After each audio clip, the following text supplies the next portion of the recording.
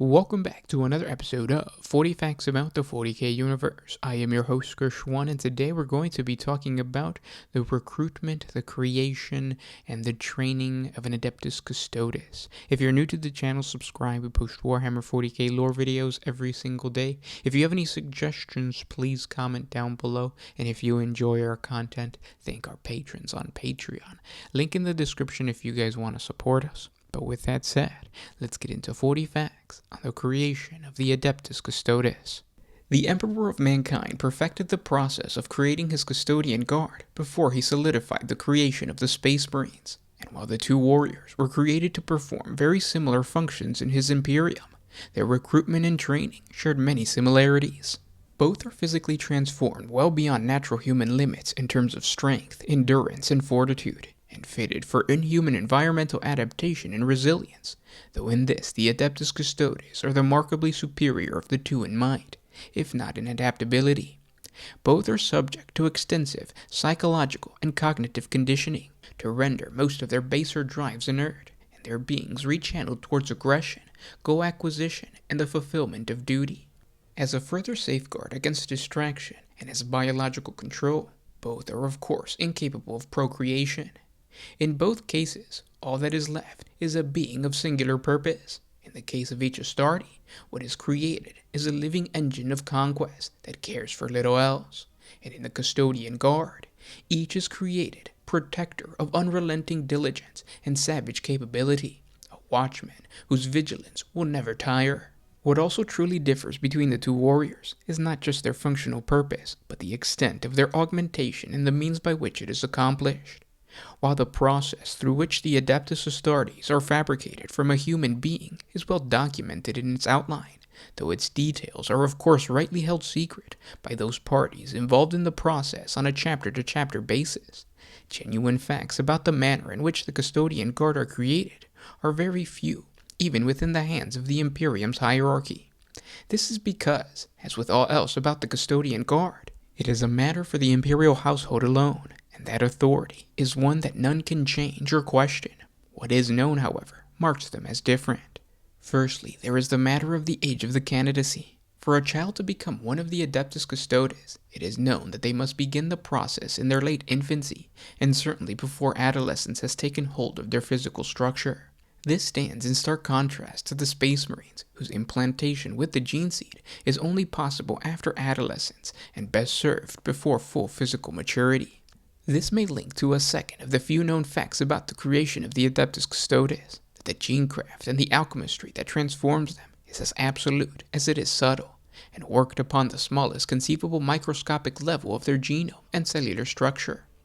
It is a process that effects such change on the mortal human form that when complete, unless they suffer such massive bodily harm as to forcibly end their lives, they are effectively immortal, without perceivable aging taking place after full maturity. And compared to the Adeptus Custodes, the Space Marine surgical grafting and organ implantations appear as crude and primitive procedures, for what creates the Custodians is as invisible as it is potent, worked upon the core genetics and at a deep cellular level, and perhaps tailored for each specific inductee. There are those who insist that so invisible and yet so powerful this process is, that it crosses over into a metaphysical realm of biomancy and psychic manipulation on a level unguessed at. Given that it is said that the Emperor himself has overseen the creation of every single Custodian Guard who has ever lived, this may be true. It is a widely held belief that in each Adeptus Custodes runs the blood of the Emperor himself. In their eyes, the Custodian Guard is to the Emperor what the Space Marines are to the Primarchs. This has been questioned by many Imperial savants, claiming that the true genetic material was developed before the Unification Wars, and proof of its origin was destroyed long ago. Regardless of the speculation, the legal Custodes are unmatched. The peerless warriors who then result from this archaic process are a rare breed indeed, and not to be squandered recklessly on the battlefield. They were created with a single purpose in mind, to be the Emperor's own elite guard. They were a force created both to defend the Emperor from physical harm wherever the Great Crusade might take him, to stand watch over his private domains and most guarded secrets, and to serve as the direct agents of his will, as his personal emissaries, be that will, be to protect, to venture, to claim, to keep secret, or to execute without remorse. The origins of the Custodian Guard are shrouded in myth and legend. The Custodes were founded by the Emperor of Mankind at an unknown date before the unification wars on Terra, sometime during the latter years of the Age of Strife, and since then have maintained a constant vigil over his person. During that time, they had yet to be given the title of the Adeptus Custodes, and were instead variously known as the Emperor's Companions, the Immortal Guardians, and the Emperor's Bodyguard. Later on, they were also known as the Legal Custodes. When the Emperor still walked amongst mankind, in battle, a double-strength company always fought alongside him, and a detachment of custodians even accompanied the Emperor when he retreated to his private chambers within the Imperial Palace. During the Great Crusade, these great warriors always kept a contingent with the Emperor for his protection, but also traveled individually as his personal envoys. During the Great Crusade era, there was reckoned to only be 1,000 of these elite warriors in total. Although this was highly speculative, only the Emperor and his inner circle knew their exact numbers. Certainly no more than 1,000 had ever been seen together at any time, and then only once in a famous battle of Gyros Thriven, fought during the Great Crusade against the Orc warlord Garkul Blackfang and his vast greenskin horde. The Primarchorus, Rogaldorn, and Mortarion, along with their legions, were vastly outnumbered and close to defeat, when the Emperor led an assault from his golden battle barge. At the head of 1,000 custodians, the Emperor struck at the very heart of the Orc horde, confronting the warlord atop a towering gargant. As the Emperor decapitated the giant black-skinned orc, the custodians laid waste to the warlord's knobs. It is said that within moments, over 100,000 greenskins died, and the wall was broken. Legend has it that only 3 custodians fell at the battle, their names enshrined forever and engraved on the Emperor's armor. Even in the days before the Horus Heresy, it was a rare and blessed thing to see a member of the Legal Custodes, and due to the confinement of the Emperor upon the Golden Throne, it has become an almost unthinkable event. Even during the Battle of Terra, only a handful of Custodes joined the Emperor when he made his assault upon Horus's flagship. Since the death of Horus and the mortal wounds he inflicted upon the Emperor, the Adeptus Custodes have taken a more limited role by acting solely as the protectors of the physical form of the Emperor, and the primary providers of security for the Imperial Palace. The Adeptus Custodes are the Dread Guardians, and the only living beings that were permitted to be in the presence of the Emperor. The Custodes are the greatest group of psychologically and physically enhanced troops the Emperor has ever created. They are the best trained, most disciplined, and most vigilant watchmen of the Imperium. Now deep within the Segmentum Imperialis on Terra, they continue their eternal watch over the body of the Emperor. The Adeptus Custodes were instrumental in the ending of the rule of High Lord Vogue Vandire during the Age of Apostasy in the 36th millennium.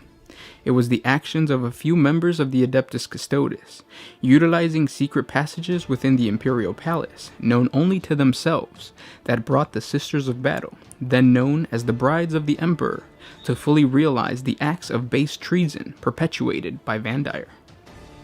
After their leader, Alicia Dominica, was brought before the Emperor himself by the Custodes through the secret passages of the palace, she returned and executed Vandire personally for his apostasy and betrayal of the Emperor. The Custodes are slightly larger and stronger than even the superhuman Space Marines. The uniforms of the Custodians are traditional but effective: boots, leather breeches, and long black cloaks. Their torsos are naked and corded with tattooed muscle. Ha! Gay! Their tall brazen helmets, ominous and all-enclosing, giving them a threatening and impersonal appearance. Ancient and ornate, the helmets incorporate advanced protective equipment and communicators. Originally, the traditional color of the Custodes was red. Following the confinement of the Emperor after the defeat of Horus, it was changed to black to commemorate their mourning. The weapon carried by the Custodes resembles spears, but in fact they are laser weapons built into the shape of spears. The spears are built to resemble the original Guardian spears carried by the Legal Custodes before the Emperor's confinement. The Guardian Spear is closely associated with the Custodes and is depicted on their banners and badges. The Adeptus Custodes is a department of the Adeptus Terra, the overall imperial government, but its members answer only to the Emperor and their own officers. The Adeptus commanding officer carries the title of Captain General and Chief Custodian, and due to the importance of the Adeptus Custodes in the governing of the Imperium, since they always stand the closest to the Emperor, the Captain General holds a position amongst the ruling High Lords of Terra on the Senatorum Imperialis. Although the Custodes were among the first genetically modified warriors to be created by the Emperor during the unification wars of the 31st millennium, they were never intended to be a part of the conquering army.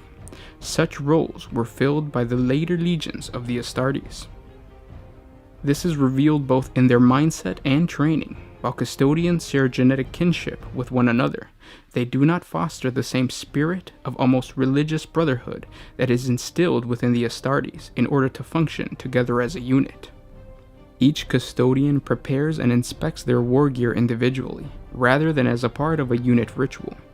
The individuality of each Custodes is further promoted by the fact that the genetic engineering process required to produce them is not as refined or as simple as that of the Astartes, and thus they are not mass-produced, as the Astartes are, meaning that each Custodian is a unique investment of the Imperium who undergoes a genetic enhancement process that has been specifically adapted to its particular physiology and genome.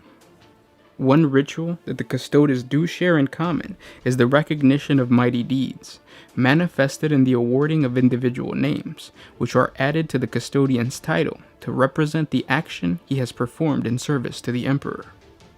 One example is Constantine Valdor, obtaining 932 names prior to the assault of Horus upon Terra. Such names were inscribed onto the inside of the warrior's power armor as marks of individual pride. The training of a Custodes also differs immensely from that of a Space Marine, since they were intended to be bodyguards rather than soldiers. This can be clearly seen from their participation in the Blood Games, a series of war games in which the Custodian seeks to identify all possible ways the Imperial Palace could be infiltrated or assaulted. The Custodians are trained in the art of assassination, both improvised and professional, in order to counter a possible attempt on the life of the Emperor. It is common for several Custodians to be on detached duty for these blood games, so that the adept remains vigilant against developing threats to the Emperor's person.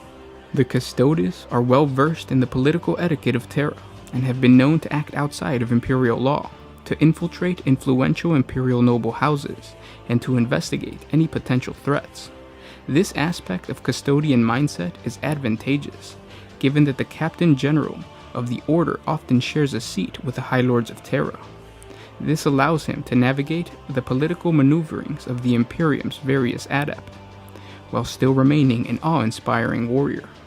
Only 300 Custodes serve as the actual personal guard of the Emperor, called the Emperor's Companions, who guard the Emperor's chamber at all times. These are those Custodes that are privileged enough to be in the Emperor's physical presence. Each unit of companions is led by a centurion. It was one such centurion that led a small group of companions to meet Alicia Dominicana, head of the Brides of the Emperor, later Sisters of Battle, during the Gog Vandire's reign of blood in the Age of Apostasy. One of the companions, Constantine Valdor, was the Captain General and Chief Custodian during the Horus Heresy. He was the most honored of all of the Emperor of Mankind's creations. No other being has served the Emperor for as long as he has, except for the Imperial Regent of Terra, the Potent Psyker, Malcador the Sigillite. Valdor was a proud and respectful warrior, unmatched in his devotion and loyalty to the Emperor. Valdor was ever present at the Emperor's side, always protecting him from unseen enemies, and he saved the Emperor's life innumerable times. Along with Malcador, Valdor was the Emperor's most trusted friend and advisor.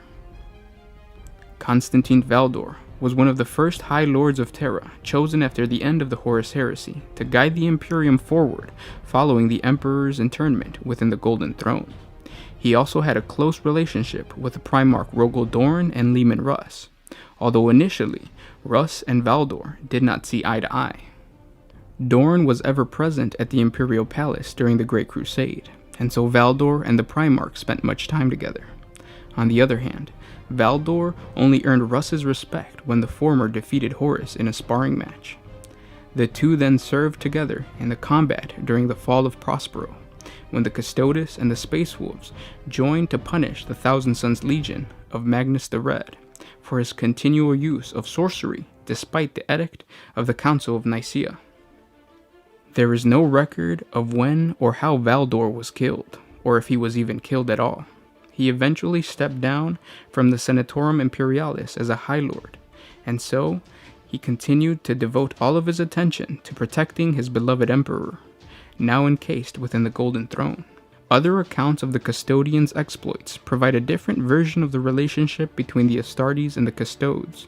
These records indicate that though the Custodians are slightly larger, their fighting skills are more or less equal.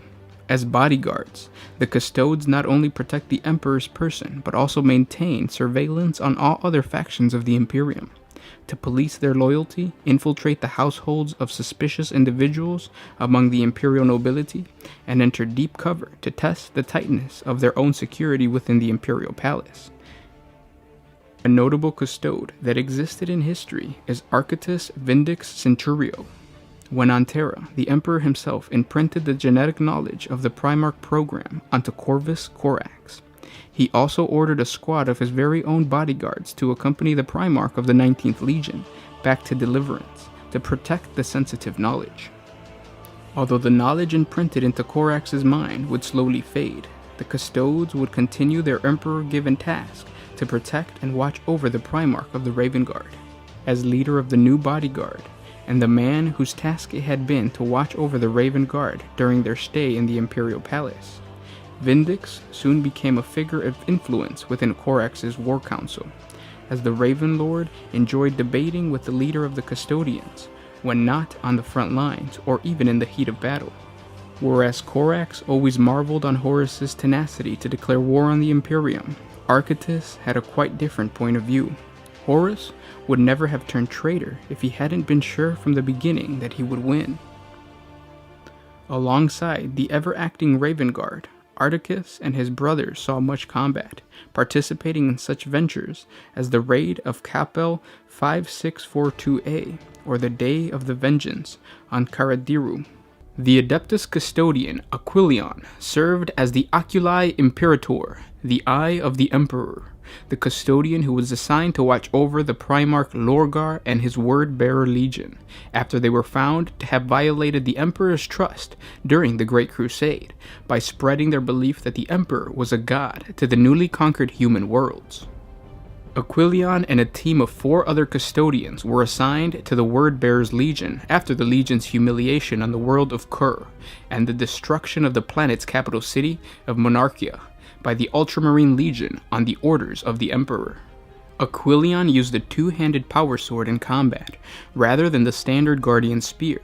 Aquilion and his 4-man team were all eventually slain by the Word-Bearers, so that they could not inform the Emperor of Lorgar's betrayal. The leader of the demon-possessed Galvorbak, Argol Tal, decapitated Aquilion by biting his head off. The Adeptus Custodes Brokor took part in the Blood Games alongside Ammon, Hadon, and Zarin. The Blood Games were a series of exercises to test the defense of Terra from infiltration. It was a way to keep the security of the Imperial Palace at the highest degree. Brokor emerged as the runner-up to the contest. Valdor had not expected anyone to get closer to the Imperial Palace than Brokor, but Ammon succeeded in infiltrating the palace itself. Another notable Adeptus Custodes is Haidio Emankon. Emankon took part in one of the many Blood Games alongside Ammon, Zerion, and Brokor. Of the 4 participants in the contest, Hadon was the 3rd most successful, as he made it to Cebu City before he was caught. Emankon was later charged by Constantine Valdor to gather incriminating evidence on a member of the government of Unified Terra who was suspected of treason against the Emperor. Adeptus Custodes Icus was one of the 15 Custodes sent to watch over the Word-Bearer's Legion, who was not assigned to watch over Lorgard. Icus and his fellow Custodes watched over the first captain, Corpheron, and his first chaplain, Erebus, instead. Before the word-bearer's treachery came to light, Icus and all his Custodes had fallen in battle alongside the word-bearers, never knowing of their betrayal.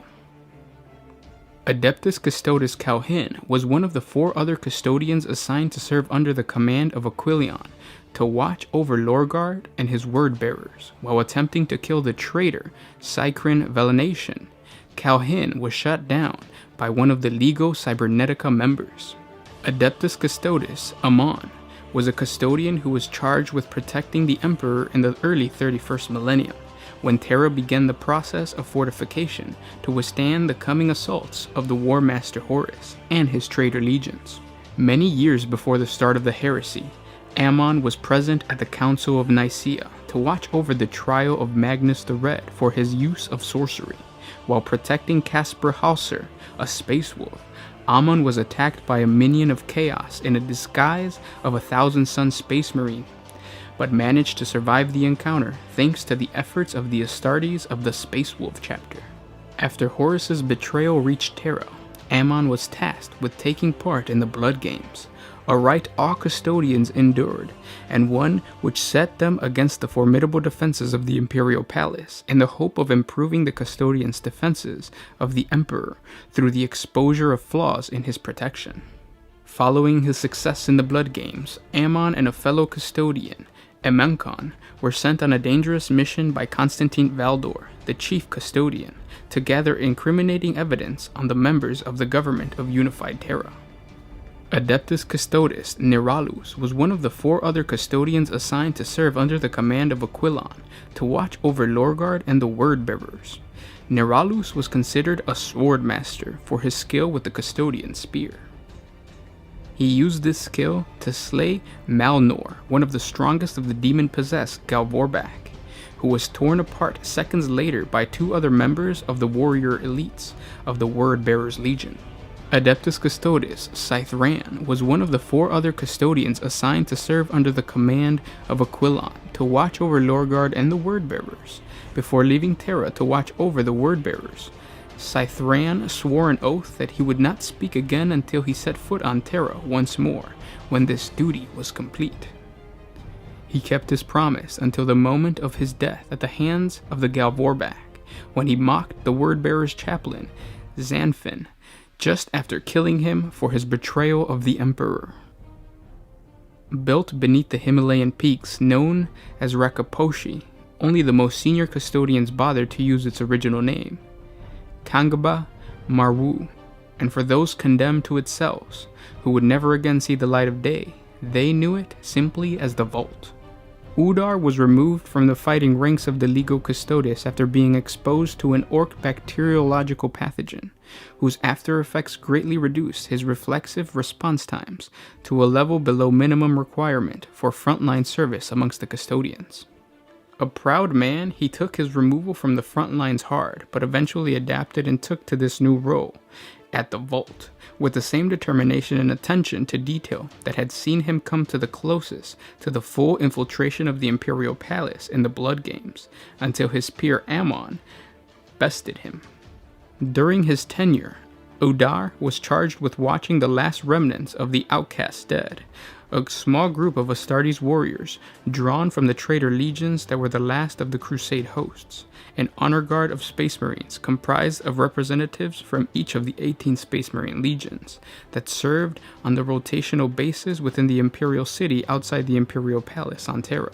Udar met his ultimate fate when the outcast dead engineered a successful escape attempt. Udar was slain when he confronted one of the Berserker World Eaters in close combat.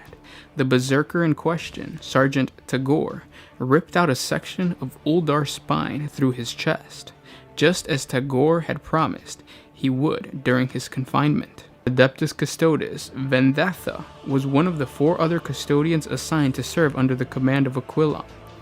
Vendatha was used as the 10th sacrifice to summon Ingthel, the demonic emissary of the Chaos Gods. Saturnalia was a member of the Legio Custodes during the Horus Heresy. He was assigned to the Psy Hunter team, charged with the task of capturing the Outcast Dead, the surviving members of a small Astartes honor guard known as the Crusade Hosts that was stationed on Terra. The fugitive Astartes were members of the traitor legions that had sided with Horus in the rebellion against the Emperor during the Horus Heresy. They had been imprisoned in the maximum security prison known as the Vault, since they could no longer be trusted, but they managed to stage a breakout and escape. Saturnalia became part of the hunt team led by Seer Hunter Yasu Nagasena to track down the Outcast Dead in an attempt to regain his honor after letting the Outcast Dead take his prisoner, the Astropath Kai Zulan. During the final battle with the Outcast Dead in the Temple of Woe, Saturnalia managed to kill Suba, a World Eater Berserker. Suba's twin, Azuba, attacked him and drove a Custodian Guardian spear through Saturnalia's head, just as Saturnalia managed to stab the enemy in the heart with his own Guardian spear. Adeptus Custodes, Sumant Giri Falguni Tirtha, was a veteran Custodian, whose name was said to bear at least 76 awarded titles. He was one of the Galors on the high-security Imperial prison on Terra known as the Vault. Tirtha was charged with the duty of guarding the extremely dangerous group of prisoners known as the Outcast Dead, the remnants of the Astartes honor guard known as the Crusader Hosts. During the Horus Heresy era, Adeptus Custodes Uldar was the lead Galor of the subterranean high-security prison built to detain those individuals deemed hostile to the Emperor and isolate from the other worlds above. And those were 40 facts on the creation of the Adeptus Custodes. I hope you guys enjoyed this video. If you did, thank our patrons on Patreon. It's because of them that we can do any of these videos. Link in the description if you guys want to support us. It's just $1 a month. I want to showcase how the first portion of the video, so the first 4 or 5 minutes or so, is basically thanks to our patrons. We edit better, we read better, the sound quality is better, and it's all because of our patrons and their continued support on Patreon. That dollar really goes a long way. Whereas the second portion was the old way before we got all the support that we do from you guys. Now, we are also selling objective markers. So if you're interested, if you play the tabletop and you want some cool objective markers, link down in the description for those guys. That also supports the channel. But thanks for everything, guys. Ask questions down in the comment section below that you guys think we can create a video about. Questions about Xeno races, Space Marines, Adeptus Custodes, all that kind of cool stuff. Just ask and we'll try to create a video for you guys. But thanks for listening and I'll talk to you tomorrow. This was Gershwan with One Mind Syndicate signing out.